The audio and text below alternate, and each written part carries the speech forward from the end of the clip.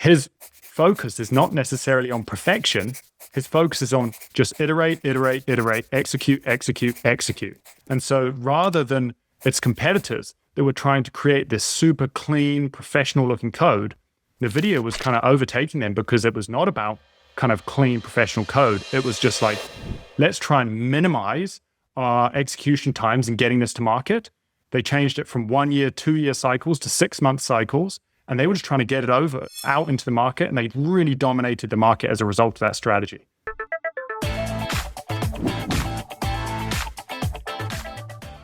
We're excited to talk about where we're going with not only this episode, but with other episodes in the future with Infinite Tech. And Seb, welcome to the show. Oh, man, I'm super excited. Preston and I, for those that don't know, we just kind of spent a week in the mountains together. And one thing we kind of tend to always fall back on is our love for books. And so you kind of mentioned a couple books to me. We chatted and we're like, you know what? Let's talk about these books. So let's kind of burn through some books and talk about kind of what comes up. I'm super excited. So when Stig and I first started the show, one of the things that we did quite often was read investing books and just talk about what we learned. And Seb and I are going to try to do that with tech. And the first book that we chose is a book called The Thinking Machine, and this is by Stephen Witt. And wow, this was pretty awesome. I'm assuming, because I haven't really talked to you much, Seb, about like what your thoughts are, but this book was amazing. I really enjoyed this. Just kind of your initial thoughts or what you were thinking when you were reading through this. I have to say, like, I would like to think that I've been relatively familiar with kind of the tech industry, and I just had no idea to what extent, and we'll get into it. But for those that don't know, it's called The Thinking Machine, and it's about kind of NVIDIA and Jensen Huang, the CEO, and kind of the rise of NVIDIA. And I just had no idea to what extent NVIDIA plays a role in basically the world in which we live in today, AI, technology, all of this stuff. So to me, it was mind-blowing, really eye-opening. Just right off the top with your comment there, the thing that I hadn't thought about is everybody's familiar with the hundreds of billions of dollars that are being plowed into AI, whether that's through OpenAI or, XAI or you name it, AI company. And I didn't even think to like go a step deeper than that. It's like, what funnel is then collecting all of this investment capital or all this money that's being poured into this space? And at the bottom of that funnel is NVIDIA, right? Like NVIDIA is literally harvesting any type of revenue that is hitting any of these AI companies. And it's just being funneled down into these chips. And then obviously the energy companies that are then powering the chips are really the net beneficiary of all of this. And it shouldn't be any surprise as to like why the market cap is in the trillions of dollars. Here's the opener that I want to start with, Seb. In the book, I read this line that said in the mid-90s, NVIDIA had powered one of the chips that was being used to render Jurassic Park. And they said that it took 10 months to render a 3-second clip of Jurassic Park back in the day. And we're just looking at what they're doing now from like the mid-90s. And this is obviously when NVIDIA first got their start and they were making their parallel processors to do this type of thing. And where we are now, it's just so mind-blowing. So I'm kind of curious to kind of kick this thing off. Was there any moment in the book that just kind of grabbed you like that? Like I remember reading this and I was just like, good God, that's crazy. 10 months to render a 3-second clip. Is there anything that captured your attention like right out of the gate? I would say, like, similar to you, there's those little sentences you come across that just blow your mind. And so I'll read one little quote from the book. It says, and this is kind of the detail of the chips that we're using today. Basically, it says, these crystal canyons were not so much printed as sculpted with ultraviolet light at a level of precision which would have had impressed a Renaissance master. Engineers compared the manufacturing process to shooting a laser from the surface of the moon and hitting a quarter on a sidewalk in Arkansas. To me, I'm just like, this absolutely mind-blowing is in the intricacy of these chips. Mind-blowing. Yeah. The lithography process in general and all of that is just mind-blowing. But let's tell a little bit of the story for folks, kind of do a real compressed overview of the book, and then we'll kind of get into some of the bigger themes and things like that. So I'll take a stab at it. And if I'm off in any kind of way, just interrupt or help guide me here, Seb.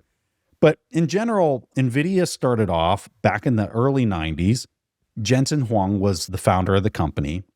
The author takes you through his kind of journey very early on. Total overachiever, somebody who has a lot of balance, I guess, in his personality. He's never somebody out there like gallivanting around like he's somebody special. He thinks very modestly of himself, or at least he did in the early days, I would probably emphasize. And what's interesting is the company stood up. He was an electrical engineer, and he was just fascinated with parallel processing, doing things in parallel as opposed to serial. Intel back in the day was the king of serial processing. And so it walks you through this journey of somebody who is just very intriguing, very driven, somebody who's very intelligent. They talk about some of his early employment and where he worked and how he was a real standout. And it goes through the evolution of him then founding NVIDIA, starting to build graphical processors, which they didn't even call it a GPU when they first started out. But what they found very early on was this was really important for gaming, for rendering gaming environments for people playing computer games. And it was able to make a more realistic model for people to view on their display because they were doing this parallel processing of three-dimensional space. As the book progresses, anything else you want to add there, Seb, or is that kind of accurate? Or I would just expand on just how big of a leap this parallel processing was. And I think this really tries to hammer home in the book, which is this idea that up until that point, if a computer wanted to do a task, it was kind of sequential. So it massively limited the ability to kind of crunch numbers or in games to render complex environments. And so you used to have a lot of these 2D games. You'd have Mario, you'd have whatever, a little ping pong, but they were very limited in their environments because you could only process information sequentially. And he was like, you know what? I think we can do a much better job at this. What happens if we can process all of this information to render these environments in parallel? So all of a sudden we can create fluid dynamics. We can have shadows in games. We can have more realism. And so this rise of parallel processing completely transformed the gaming industry because all of a sudden you could have a lot more detail in these games, which created so much more engagement. But from that, and I'm sure you're going to get into it, it completely changed the world which we live in because people started using these parallel processing chips or these GPUs.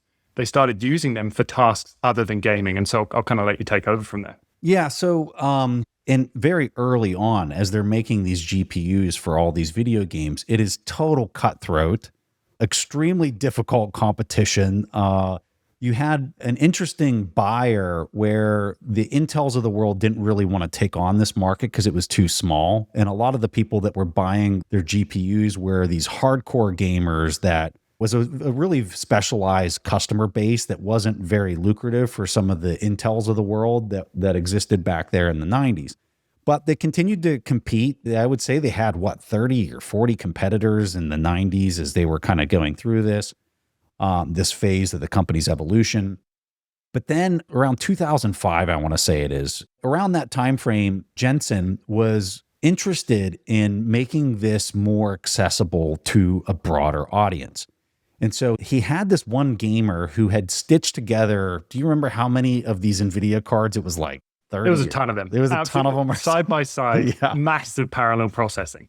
He was gaming and he made like a large screen display of the game that he was playing. And in order to do this, he had to buy a bunch of these NVIDIA cards. And when he stitched them all together, he's there playing the game and he's like looking at like this amazing rendering on like a full screen, like full wall display. But then the guy was like, hold on, like how many calculations is this thing doing at any given moment to put this, I'm going to call it a stupid video game on the wall. And what he found was that the amount of computations that were happening per second were off the chart, out of this world level of computation. And so he then contacted Jensen and NVIDIA and was like, is there any other way or is there any other use for all this computation beyond just like doing video games and putting this first action player game on my wall? And it really kind of captured the attention of Huang, who was leading NVIDIA. And what they did is they ended up creating this CUDA software to try to make the GPUs more accessible to something other than just rendering video games. And this became a huge effort within the company to create software to do things other than just rendering video game environments and 3D environments. This was a major turning point and major incentive for them to be in the right place at the right time when eventually the deep learning and AI came along, because the GPUs could do something more than just render a 3D environment. Anything you want to add on that part? Yeah, go ahead, Seb. So I did a little bit of research outside of the book, listened to a few different podcasts. And one of the things that stood out to me was the fact that basically gamers were obviously using these things to process complex environments. And then you had a bunch of researchers which were essentially just like, well, in the back end, if you're doing fluid dynamics and thermodynamics in these realistic gaming environments, you're basically doing math. You're basically crunching numbers. How do we take this information and use this for research? How do we crunch big data sets to try and figure out the complexity of the world? Science, physics, like mathematics, you name it. And so there was a bit of symbiogy between the gamers, the researchers, and then NVIDIA in hearing this and recognizing, hey, people are trying to use our chips for things other than gaming. These GPUs, these graphics processing units, they're basically hacking them to use them in things other than gaming. And so I think this is where CUDA, and if I kind of get this correct, CUDA kind of stands for Compute Unified Device Architecture. And at first, when I was reading the book, I was a little lost. I was like, what is this CUDA thing? I don't quite understand. And from my understanding, and again, correct me if I'm wrong, it's basically a platform that sits on top of a GPU that enables anyone to interact with the GPU in languages they're familiar with, like Python and C#. And so then all of a sudden, they can get the GPU to do what they want and use it in ways that's other than just traditional graphics processing. So this completely opened up the world and kind of revolutionized the research space, which ultimately led to kind of computer vision for autonomous driving, speech recognition, real-time translation. It like profound. This wasn't possible prior to GPUs because of all of this sequential processing in traditional CPUs, central processing units. Yeah, I had the same exact moment as I was reading it. It kept coming up, this CUDA thing, and I was like, okay, let me rewind the tape and re-listen to this section, because like, what is this? And near the end of the book, there was one of the people that were being interviewed. Their comment was, the irony for the outside observer was that they look at NVIDIA and they're like, oh yeah, it's a hardware company. But his opinion was that it's actually like the essence of why it became so popular and became just a dominating force in the market was actually because of the software and the CUDA interface that allowed anybody to go and access the power of the GPU underneath of it. Their argument was it was just as much, maybe even more so, a software company than it was just a hardware company because of the access and the network effect of this CUDA layer. So I found that really important. It's something I never knew or entertained before reading the book. Yeah, go ahead. So I was just going to add as well, like to that point, I was kind of thinking throughout this, like what is, and maybe this is my value investor mind, I was like, what is their moat? And I think it's to that point, which is everyone was using CUDA, which was essentially anyone could have access to it. It was free. It was built on top of their GPUs, but people were creating these packages. And so if you were a machine learner, if you were a physics professor, if you were a data scientist in some form of industry, you were creating these unique packages that spoke to your industry, but they're all free. And so people had this stickiness. They were getting used to these packages. So everyone in their various industries were all using NVIDIA chips. Yeah, exactly. The stickiness there with the software interface was massive. Okay, so then if I was going to kind of wrap up the end of the book, I think the book takes you up to about 2023. So a lot of the newer things that have happened with AI, which there's a lot, since 2023 is not covered in the book, but you really kind of get an essence for like how powerful AI is then becoming at the end of the book, how much of a key role NVIDIA is playing. It goes through some of like the shareholders meetings and how Jensen basically becomes this celebrity businessman in the making, and it kind of tracks that journey and just how big the company had become like at the end of the book. Anything else you want to add on that as far as the tail end of the book, Seb? So there's one more advancement that I think it touches on very briefly. And I did a little more of a deep dive into this because I think that it's one thing that's really fascinating is just kind of seeing the change in AI over time. And it briefly mentions these little snapshots from kind of like the early 40s where we saw what are called nervous nets. Nervous nets were like these single layer networks that solve basic problems. This is kind of the foundation for neural nets, which we use today at the basis of AI. And then it goes into how there's this thing called back propagation. And we can dive into this stuff if we feel like it. And this idea that all of a sudden AI was able to learn from its mistakes and it could change how it thinks about things, which obviously it's kind of how the human brain works. We're able to learn from our mistakes. And then from there, we started to get GPUs, graphics processing units, for parallel processing. This was huge because up until that point, neural nets they were struggling. They weren't really the dominant player in AI because they were just too complex. We couldn't process enough information to be able to get neural nets to really work. And then in 2017, there was something else that really changed the way we think about AI. And this was the introduction of something called transformers. And I did a little bit of digging again into transformers and tried to understand them because I was like, what are these things? And from my understanding, like transformers were huge in that, kind of pun intended, they transformed the industry. Up until that point, if you wanted to train AI, they were massive, memory-intensive, data-heavy programs. You used to have to train these AIs on very specialist subjects and tasks.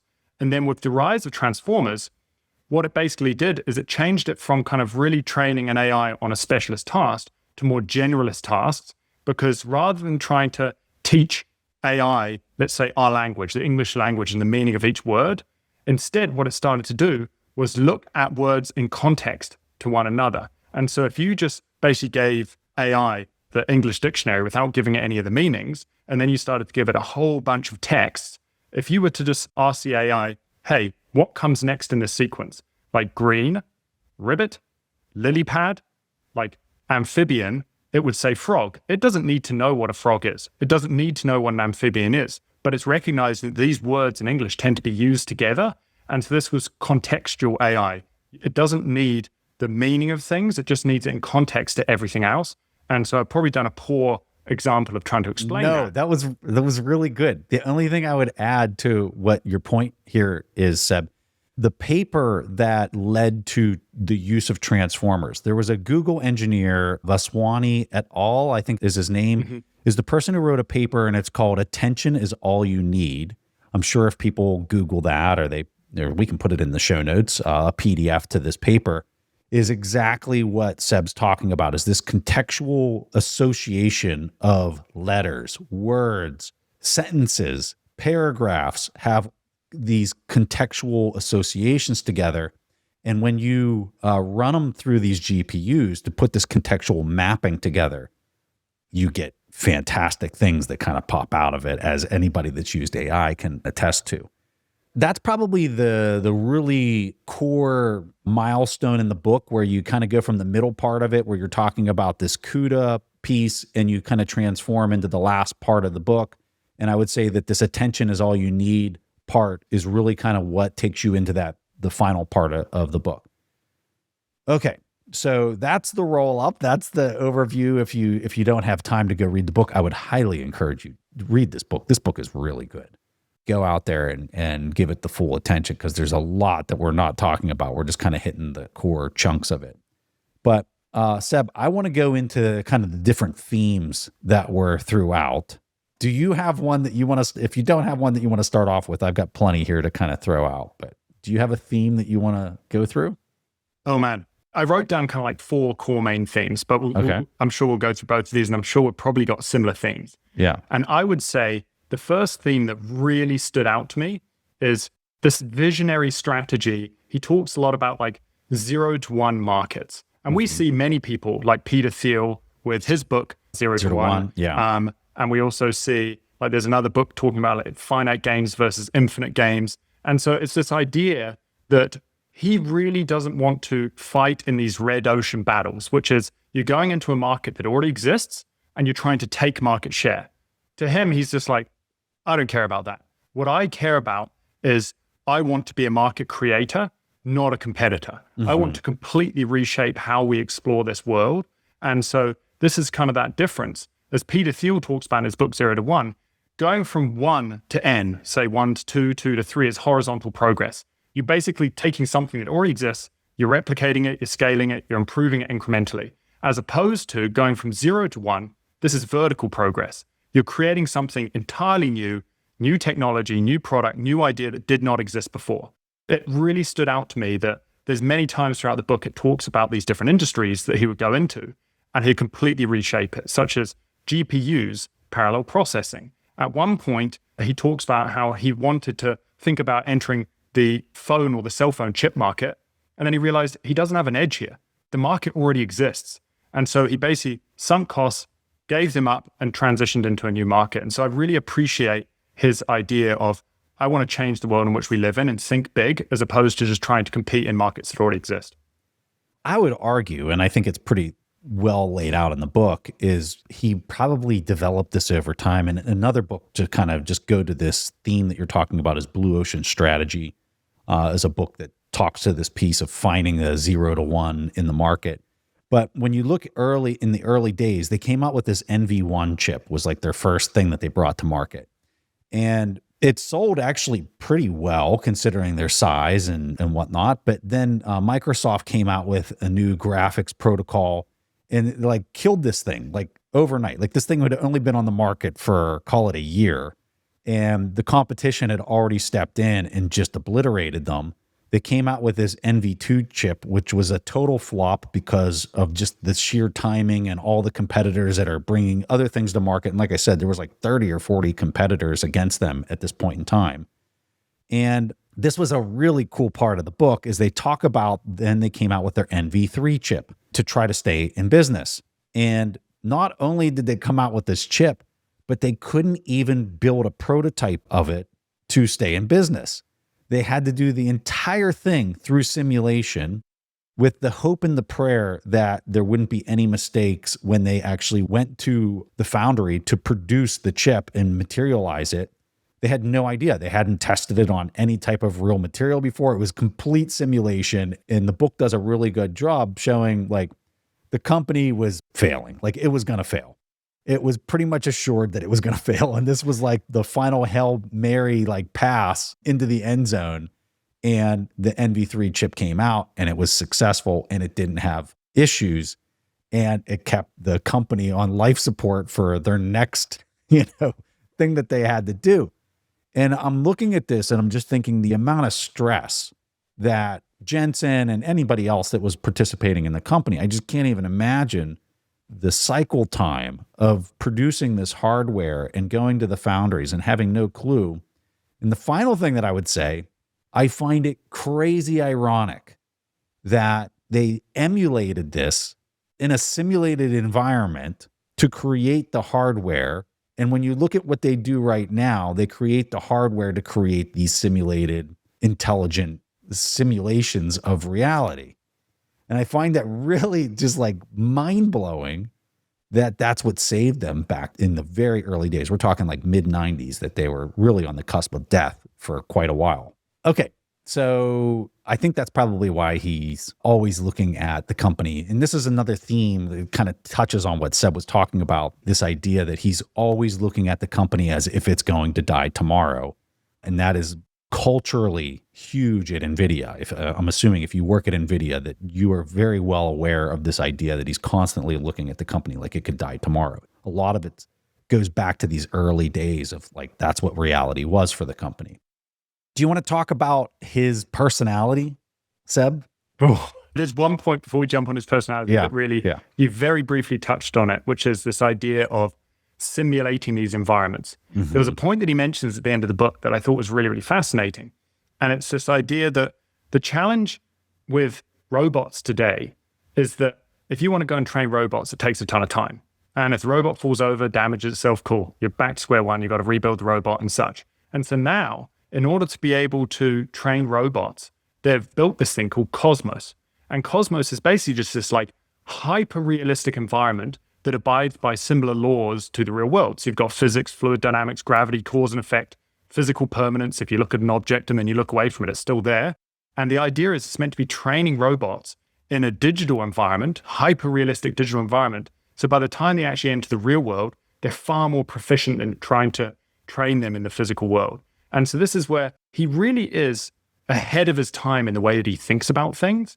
To give an example, if you had a warehouse and you wanted to train your robot on all of the various different paths it could take to go and, say, pick packages throughout this warehouse, if you were to do that in real time, it would take a ton of time. But with a digital hyper-realistic environment, you're able to, within a split second, have it map out every potential possible path throughout their warehouse without ever having to set foot in the real warehouse. So by the time it sets foot in the real warehouse, it's good to go. And so I think that the world which we're moving into is one where we're able to get so far in whether it's our robotics or whatnot, understanding of the world in these hyper-realistic digital environments before ever touching the physical world. And that's something that's kind of really coming into existence today. And from my understanding, Cosmos is free. Anyone can go and play around in Cosmos because he wants to support science, advancements in technology, advancements in robotics, advancement in AI, which I think is really, really cool. But again, it just kind of goes back to the fact that I think when it comes to the way that he thinks about things, he really is like a 0 to 1. He thinks about things in a way that there's no one else doing this thing. I want to go into this space and create. And his focus is not necessarily on perfection. His focus is on, let's just test it, iterate, iterate, iterate. There's a quote in the book, and it basically says someone who came into NVIDIA and started looking at the code, he was just like, this thing is like cancer. Like, what is this thing? This is so poorly written, but it does what it's meant to be doing. And he ultimately ends with the saying, there was a brilliance to it all. Just iterate, iterate, iterate, execute, execute, execute. And so rather than its competitors that were trying to create this super clean, professional looking code, NVIDIA was kind of overtaking them because it was not about kind of clean, professional code. It was just like, let's try and minimize our execution times in getting this to market. They changed it from 1 year, 2 year cycles to 6-month cycles. And they were just trying to get it out into the market. And they really dominated the market as a result of that strategy. Yeah. Yeah, almost like just get in the room and start sensing the room so you can come up with a mental model or map it as fast as possible. And we can iterate faster. We can get to what we think the truth is if we can just start sensing the environment is really 100%. Kind of the approach. Yeah.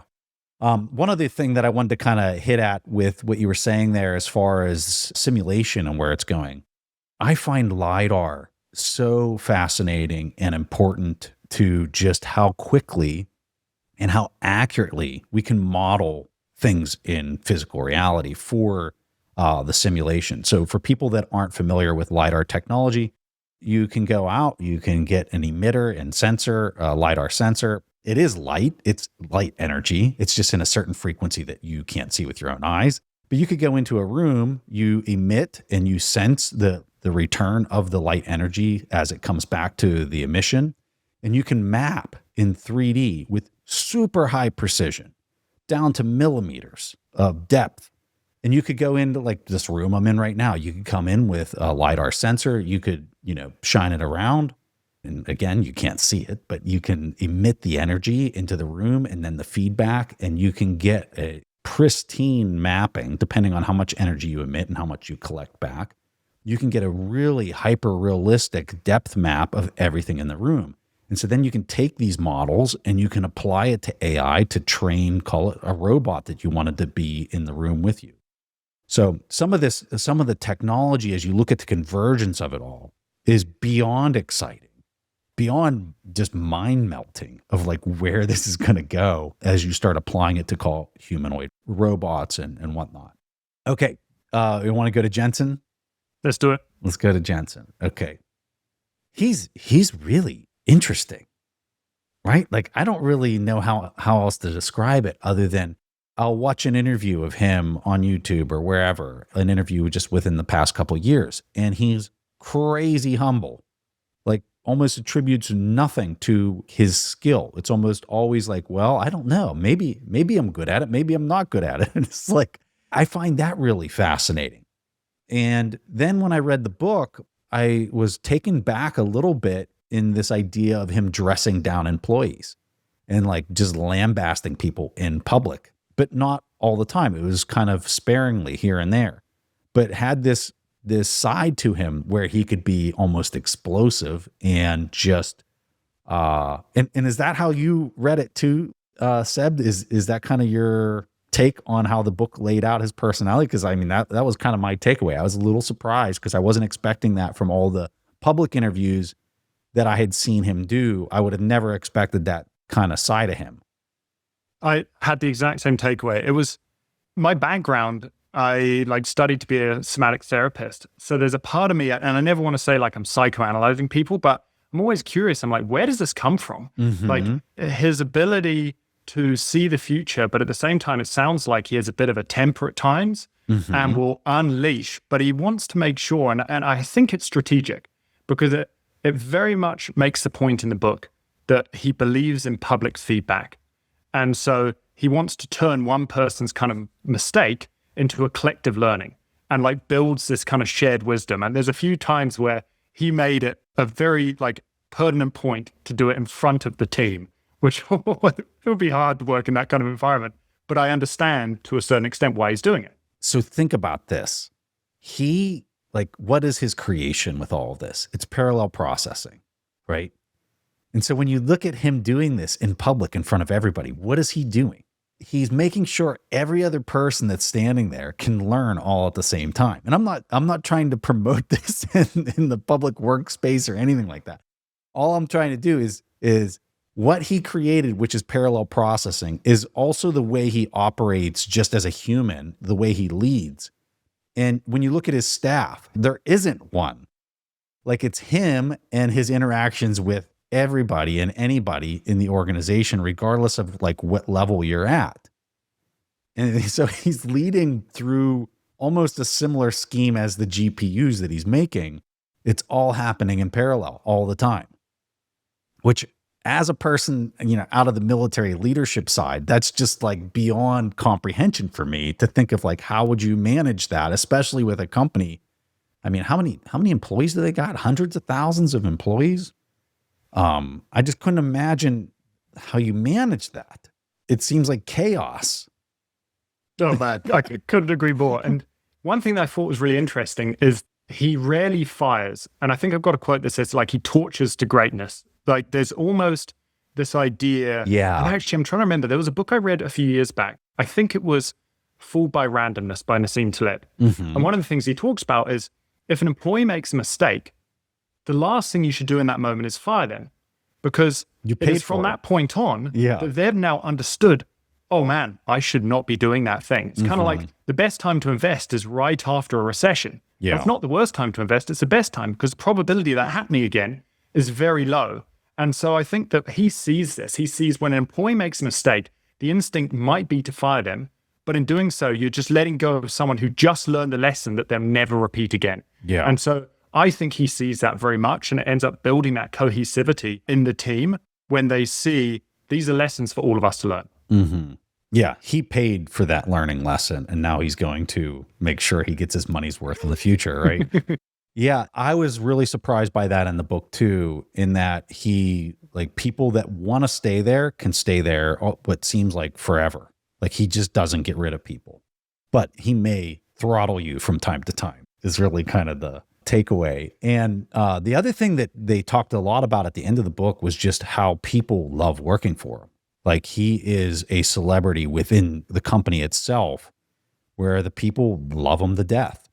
But where I think it's hard to kind of understand the why is it also talks about how, everybody that's working there that has stock in the company gets another zero added to their net worth on what feels like every 2 to 4 years.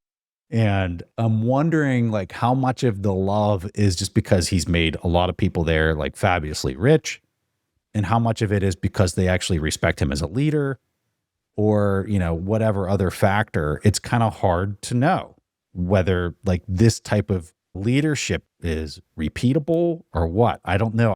I kind of left the book not really feeling like I could have an opinion on any of that.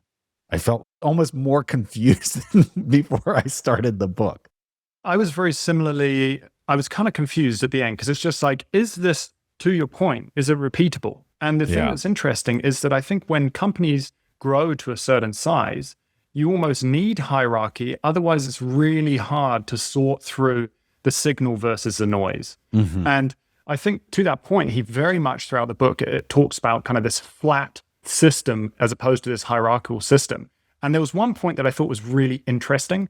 And he, in order to be able to constantly support the individual, he doesn't really have executive only meetings. Like junior engineers can sit in on these meetings too. So anybody can share their opinion. He even has this thing, and I may butcher this, so correct me if I'm wrong, but at the end of each week, everyone in the business sends an email to him, and he very much like supports this idea of conciseness, but tell me the top 5 things you're interested in and working on right now. And he then goes and picks at random a whole bunch of these emails and reads through them. And this is where a lot of his inspiration comes from. And so he wants this flat organizational structure. He doesn't want the hierarchical. He doesn't want this telephone where you're losing the signal the more people it touches. He wants to hear directly from the individual that's coming up with these ideas and helping to push that individual, reinforcing visibility, approachability, and the cross-pollination of ideas. I think it's so cool. Bitcoin mining has a reputation for being impersonal, risky, and full of hidden fees. But one company is flipping that script, and it's Abundant Minds. Abundant Minds was founded by Bo and Christine Marie Turner, 2 Bitcoiners who lost over $500,000 to mining providers that overpromised and underdelivered. Instead of walking away, they built the company they wish had existed when they first started mining. With Abundant Minds, clients actually own their machines. And in Oregon, they come with no sales tax. There's one flat monthly fee for hosting, no surprise repair invoices, and if a rig ever goes down, their system redirects hash power so your earnings don't miss a beat. But what really stands out is how personal the experience is.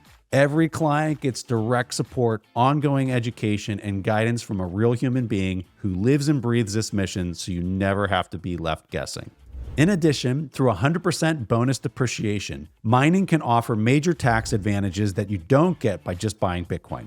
Their clients describe it like acquiring Bitcoin for half price when factoring in the returns and the write-offs. They've put together a thoughtful gift just for listeners of this show that could potentially save you thousands of dollars. There's no pressure, just something to help you think through if mining is actually right for you. So if this is something you're curious about and you want to learn more, you can check it out at abundantminds.com/Preston. That's abundantminds.com/Preston.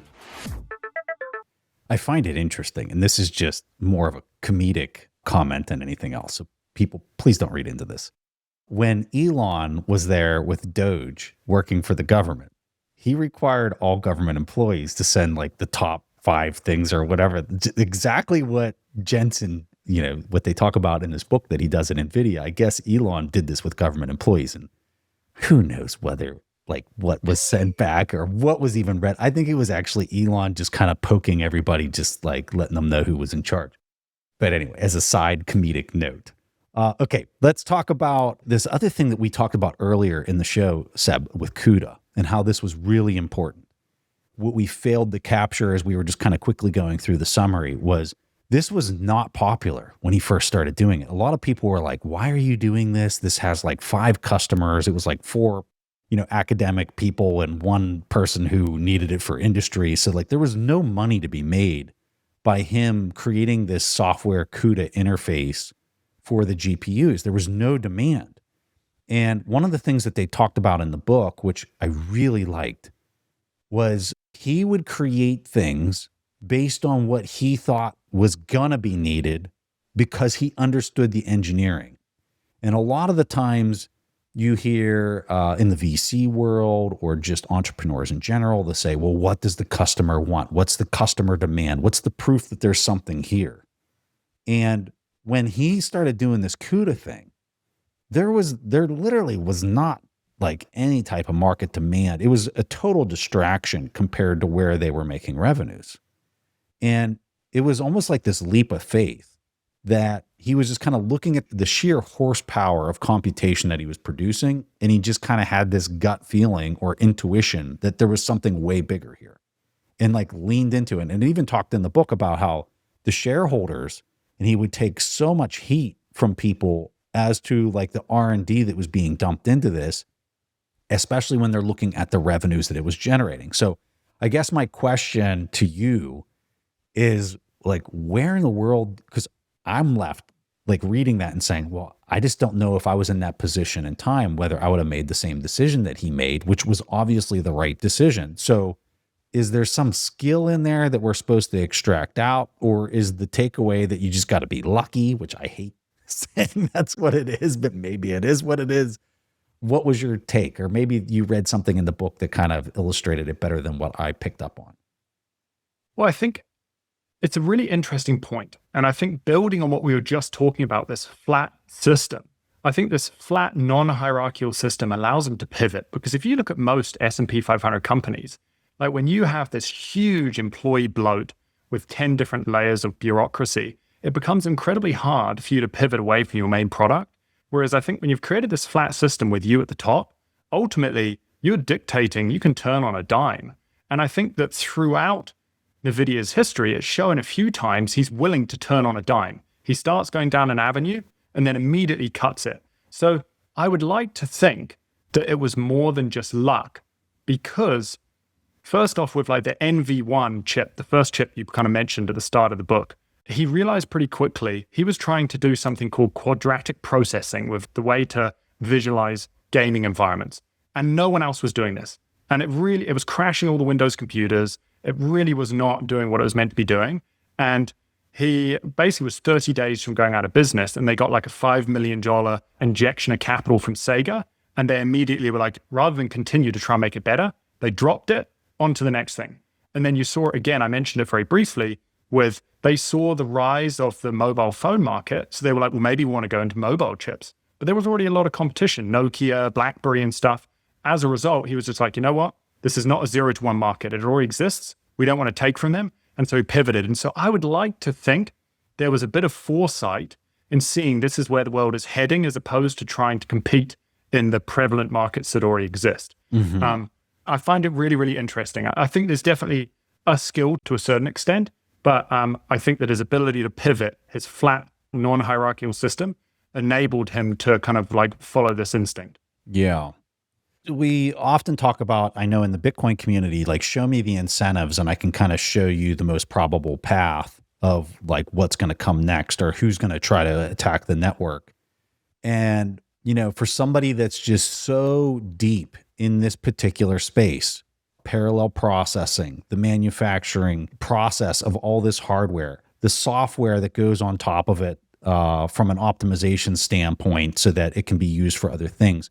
Because he's so deep, and another thing in the book that they talked about is his work ethic is mind-blowing. Like waking up at 4 a.m. for decades on end and like just communicating with everybody. I think at that level, maybe he can just understand the incentives of what he's building, the incentives of the market, all the people that are out there using the hardware. And I think maybe when you're just sitting in that spot and you have humility like at your core of who you are, you're not doing things for the wrong reasons. You're just doing it because you're deeply curious and you have just operational excellence. It allows you to see the incentives and the vectors to where they're pointing of where things are going next. And you probably won't get that out of him because I think he always errs on the side of when he's speaking in public to be ultra humble to the point where if he does have any secrets, he's guarding them and not telling anybody. He's just kind of like making you think that he really doesn't know where things are going, but maybe inside he knows very deeply where he thinks things are going to go.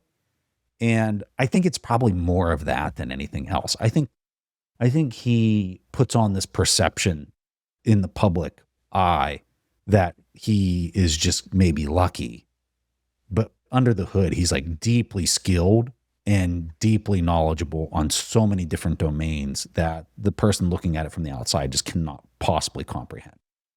When I think we're trying to look at this industry that to the average individual, to the layperson, most people have no idea what NVIDIA is. Yeah. I had a few friends ask me, hey, I'm going to go record with Preston. We're going to talk about this book. And they're like, what's NVIDIA? Yeah. And I'm talking about people that have PlayStations and gaming consoles and computers. And the average individual just has no idea. And so I think that to that point, when you're so deep in an industry, and then all of a sudden you start to see the rise of neural networks, and then you start to see the rise of like you create GPUs and you can do parallel processing. and all of a sudden you can ask a question to an AI and it responds back to you, I think it becomes very clear this is the path we need to go down because you're seeing this stuff before anyone else.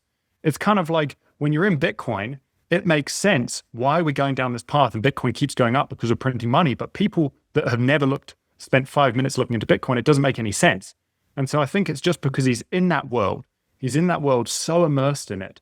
And I think like the analogy that kind of comes to mind is kind of, I'd say like Apple with the iPhone versus BlackBerry. At the time, if you'd ask customers, hey, what do you want? Everyone would have said, I want a BlackBerry. I want to have a full-size keyboard on my phone. And then the moment the iPhone came out, it was something like within 3 quarters, BlackBerry had pretty much gone bust. It really shows that people don't know what they want because they can't envision things that they've never used before. They can only envision a future of things which they've used before. To that point, people are using this and they don't even realize they're using it. Like it's completely masked out of their purview. They understand the iPhone because they are literally holding it and they hear it in the news and they use it literally on an hourly basis. But what they don't see is this computation, this parallel computation that's happening in the background that's like completing the word that you're writing. And Apple does a terrible job at this, by the way. But it's completing your sentence for you. And like, how is that happening?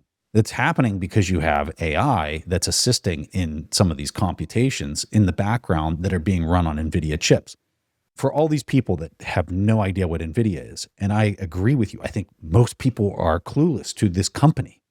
And what's so crazy to me is this company in market cap value is $1 trillion more than Apple. $1 trillion today when we're recording this. It's like $4.2 trillion NVIDIA. Apple's like 3.1 trillion. Just to kind of give people an idea of the sheer size. And just think, how many of these things are there on the planet right now, Seb? And I'm holding up an iPhone for people that are listening. How many of these things exist in the world?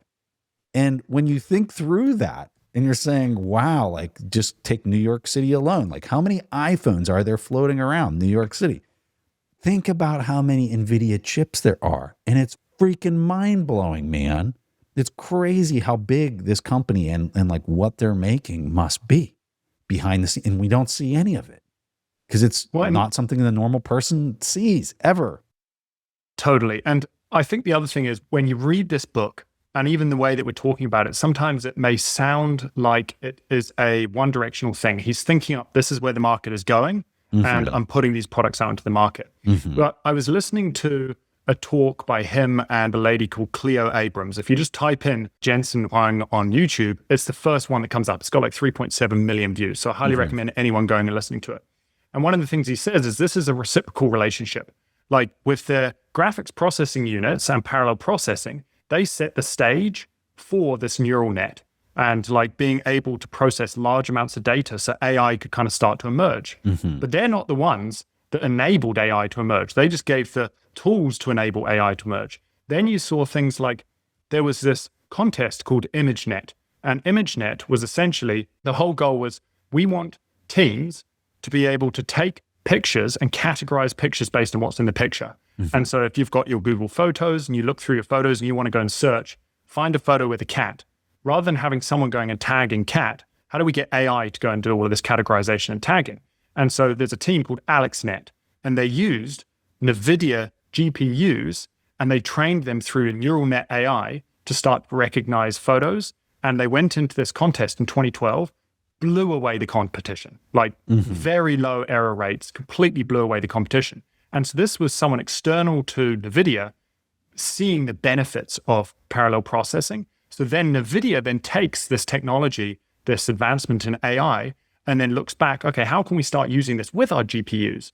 And so in this podcast, he talks about how the GeForce GPU, which is kind of their top of the line kind of gaming GPU, today, when they're rendering a 4K, let's say a gaming screen or a realistic world, out of that 4K screen, there's 8 million pixels on the screen. Well, traditionally, you would have had to have rendered all 8 million of those pixels using the GPU. Well, today, they only render 500,000 of the pixels. The rest are all rendered by AI. And so what that means is because their focus is now only on 500, they can put way more effort into that 500, make far more detail in the 500,000, and then AI is able to kind of take that and create a phenomenally realistic screen, but it makes it far more efficient. And so there's kind of a symbiosis where they're creating the technology is being used for AI is then being used back on their technology. And so it is reciprocal in this advancement as well. Another just kind of ad hoc comment on what you're bringing up there is the idea of compression.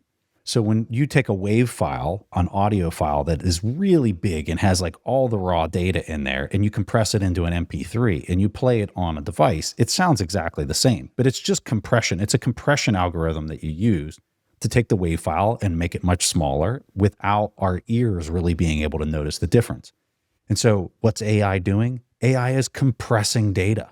If it's taking something that's a 4K image that has like all these megapixels like Seb was laying out, and you're able to compress that into a process and procedure to render it in a way that puts it up there, you're effectively doing the same thing. You're just using different means of compression that can be applied across almost any file type.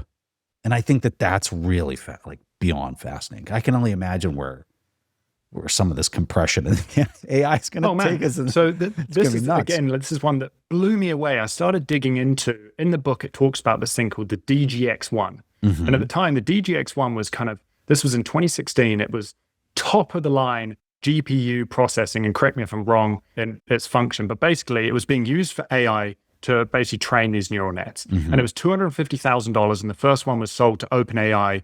Elon Musk received it into the office. And it was like absolute top of the line at the time. And what's fascinating is on this podcast with this lady, Cleo, he brings in, and this is 8 years later, this is 2024, the podcast, he brings in a mini version, which is 1/10 of the size. It's got 6 times the processing power, and it uses 1/10,000th of the energy expenditure.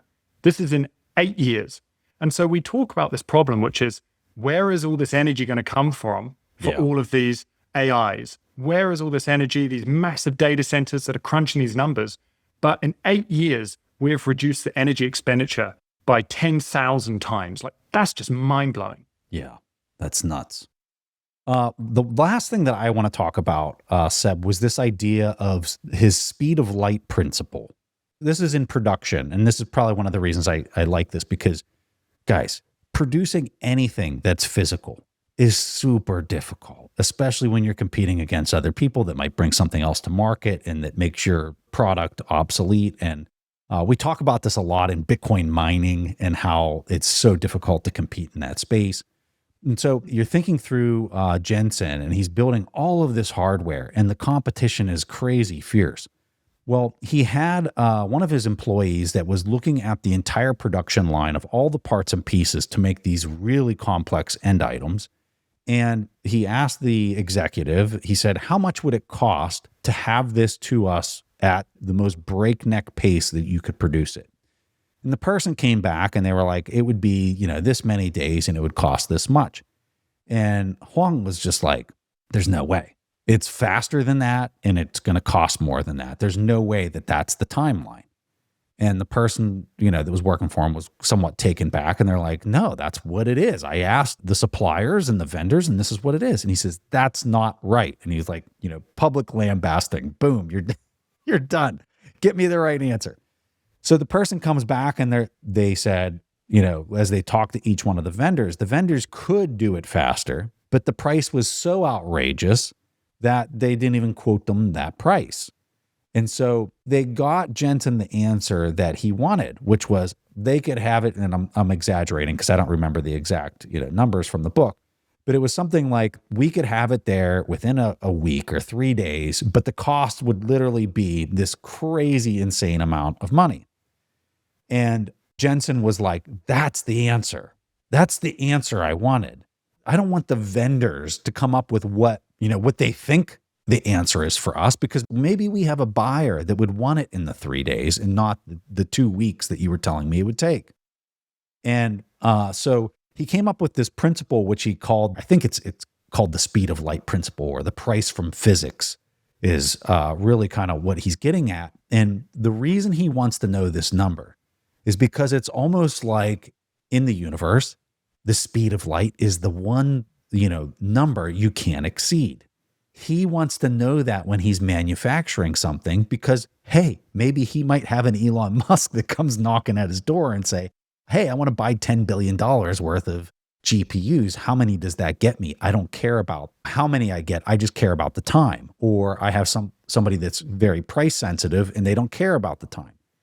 But knowing that number in production is so vital. In program management land, they call this the critical path. But I think this idea that he's talking about in the book goes beyond the idea of critical path, because a lot of people just kind of take the quotes that their vendors give them and they plug it in and they figure out what the serial and parallel tasks are. And they say, okay, this is my critical path and this is what it's going to take. But Jensen's like, no, I want to know the speed of light. I want to know like absolutely the best you can possibly do. And whatever the cost is, I don't care. Just tell me that number. And then he pieces that together. And what this gives him is the ability to actually figure out like what pricing should be by dissecting each one of these swim lanes and each one of these things. And as if you're a listener and you're a program manager, I think that this is a really important idea because it forces you to figure out what you think the costs should be versus what you're being quoted the costs are by the vendors.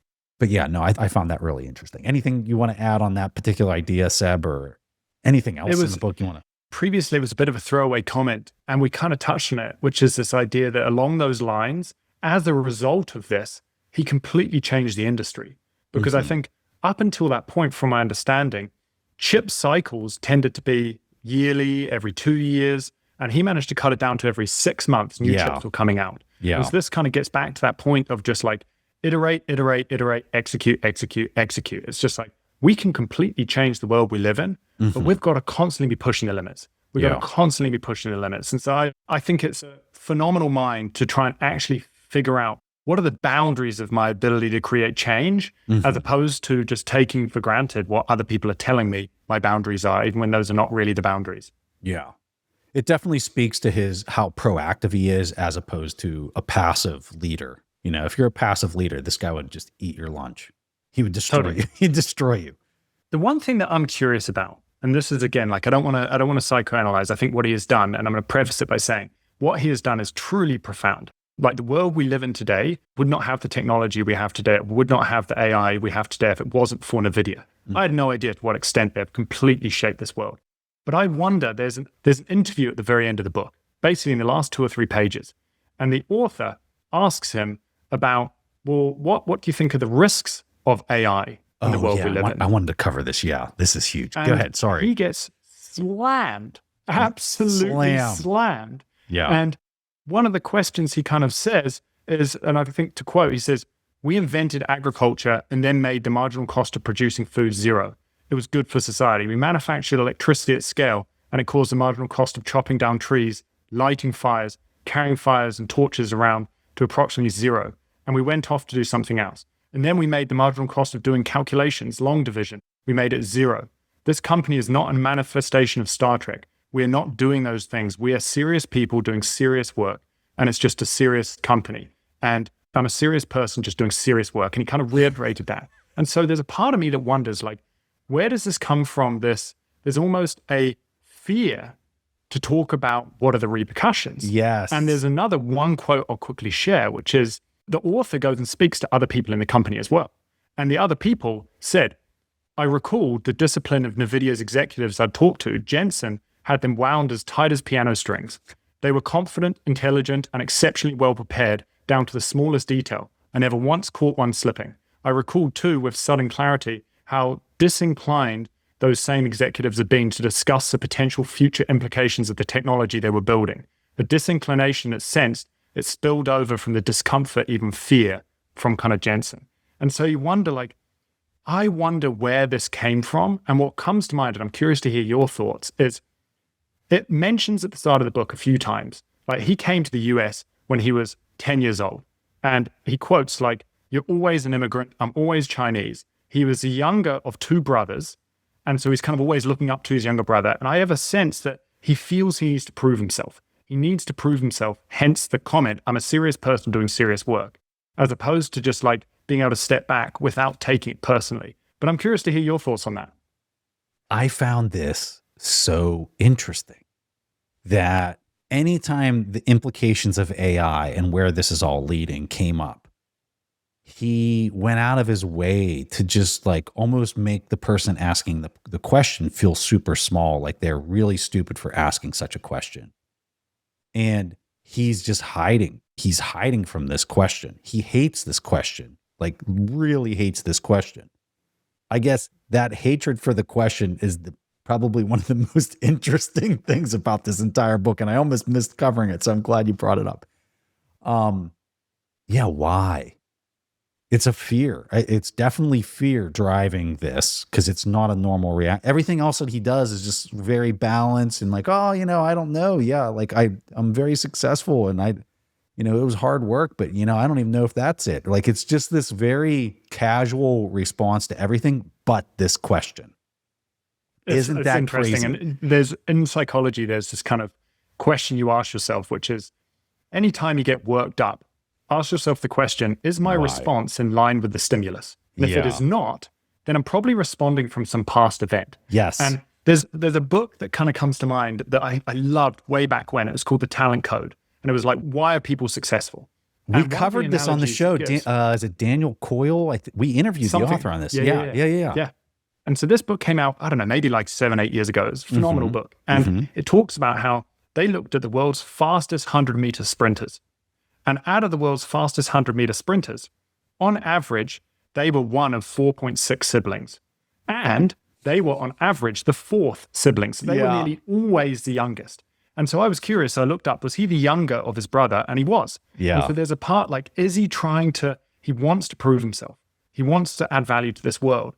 But it's almost kind of like clouding this question around like, what are the repercussions of AI? And I don't want to diminish the change and the profound technology that's brought into this world, but I find it really fascinating. That is really fascinating. I found it so bizarre because that theme came up multiple times in the book. And that question just kept coming up. And then his response each time was just aggressively like putting the person down for asking it. And yeah, so I agree with everything you're saying there. I just don't know why he's so scared to answer the question because he's clearly like it makes him upset. So I don't know. If you're a listener and you work at NVIDIA or maybe more behind this, throw it in the comments when we post this up on X. We'd love to hear what you got. Seb, we have a lot more we could cover here, but you know what? I don't want to cover it. I want people to read this book. This book was really, really good. We'll have a link in the show notes to the book. Again, the name is The Thinking Machine, and this is by Stephen Witt. Stephen Witt, bravo. You did a phenomenal job. For our listeners that are tuning into more book reviews, Seb and I just having fun reading all these things that we, find fascinating. We're going to try to get the authors to come on with us. And if they don't, we're going to record anyway because we don't care. We might have more fun without the authors. I don't know. But we're going to invite the authors on the show from time to time. Oh, I wanted to tell people about the next book that Seb and I are going to work on. The name of this book is Empire of AI. And this is about the inner story of OpenAI and Sam Altman. And I have a bit of a bias. I got to say this bias up front for people. I'm not a fan. I'm not a fan of him. I really don't. Everything that I've read online, and again, I haven't researched him all that much, but the little bit that I've read online and what I've seen is that he's not really the best person. But regardless of that, like what they've done at OpenAI is mind-blowing, like totally mind-blowing. So this book was written by Karen Hoa. That's the next book we're going to read. So if you guys want to read it and you want to be prepared to hear our conversation, have at it. Well, we highly encourage that. Seb, anything you want to say about the next book real fast before we wrap this up? Oh, you know what? You basically took the words out of my mouth, which is, don't get me wrong, I use ChatGPT. Yeah. I think OpenAI have done such a phenomenal job, and it really has laid the foundation for this AI revolution since they released in end of 2022, early 2023. Mm-hmm. It's profoundly changed the world. But then you see some of the ways that Sam Altman acts in society and the way that he talks about what's happening, and it brings up questions. And so I'm curious to see what this book talks about and whether it goes into some of these things. Yeah, the subtitle on the book is one of the reasons that I was sold as soon as I read it. The subtitle is Dreams and Nightmares in Sam Altman's OpenAI. There was really good reviews online, so that we're plowing into that one next. With all of that said, how awesome is Seb Bunney, right? Seb, we are so excited to have you on the show. I don't know what our frequency of doing this is going to be, but regardless of what it is, I love having these conversations with you because you and I have these conversations in real life. And when we get together and hang out from time to time, and I just knew you were the perfect person to kind of do these book reviews with. And you have your own book. It's called The Hidden Cost of Money. And if people haven't checked it out, this is a Bitcoin book, of course. And if you haven't checked out Seb's book, you got to read his book. He, as you can see on the show, he's crazy thoughtful. He has read tons. You see the books behind me. He has, I'm sure, just as big of a library somewhere in his home. But Seb, thanks for making time and coming on the show. Anything else you want to highlight or point people to before we finish this up? No, I just, again, you're too kind, Preston. And I just feel so lucky to be on the show. And I shared this, I think, the first time I came on the podcast, which is I've been listening to Preston since probably over a decade now. And for going from listening to you and Stig talking about the books, seeing the evolution of the show, to bring it back to talking about the books, I just absolutely love it. Being able to share information, talk about these things, talk about how the world is changing. I feel incredibly grateful. So I think we need to tell Stig to read one of these, and he can join us on the conversation too. He needs to get back in the mix here. Okay, Seb, thank you so much. We're going to have all the links to this in the show notes if people want to check out anything that we talked about. And thanks for joining us. The banking system couldn't do things that Bitcoin could, right? Mm-hmm. And so that's how HRF got into Bitcoin, is that they were able to do things in their democracy activism with Bitcoin that they couldn't do in any other way. And they were seeing the same thing with AI, right? You got to write a lot of grants if you're an activist, right? It's like a quarter of your job. And so now all these activists found ways to write a grant 4 times faster, right? And so I think that was kind of the spark. It's like, okay, this is actually really helping activists be more productive in their work, right? And that's, I think, for HRF, the most important thing is to empower activists, right?